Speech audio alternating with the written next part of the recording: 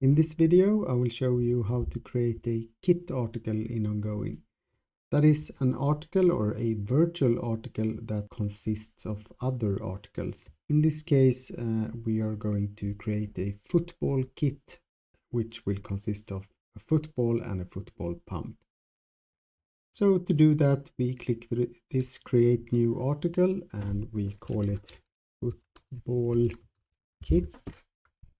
Let's give it an article number, and here is where you're going to choose kit article. We also have a production article, which is quite similar, but there you consume articles to another article. But in this case, we will do a kit article and we will simply click create.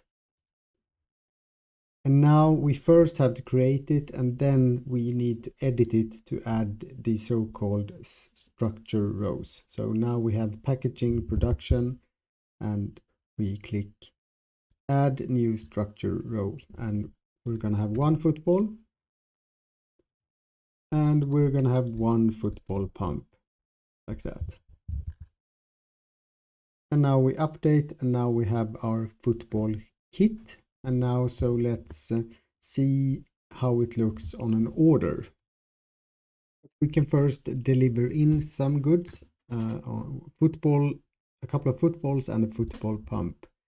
So let's do that on warehouse receive goods, and let's take 5 footballs, put them on A1, and 10 football pumps. And now if I go back to the article list, you will see that I have 5 footballs and 10 football pumps, and this will only give me a total of 5 football kits. And I've prepared an order here with, if I expand it, you will see that I have my kit article or my virtual article here, and these arrows indicate that it consists of one football and one football pump.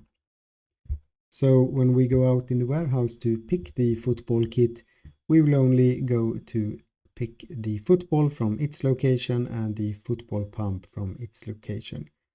The football kit is simply a virtual article or a kit article that consists of 2 other articles in this case. It could of course be as many articles as you want. That's it for this video. Thank you very much.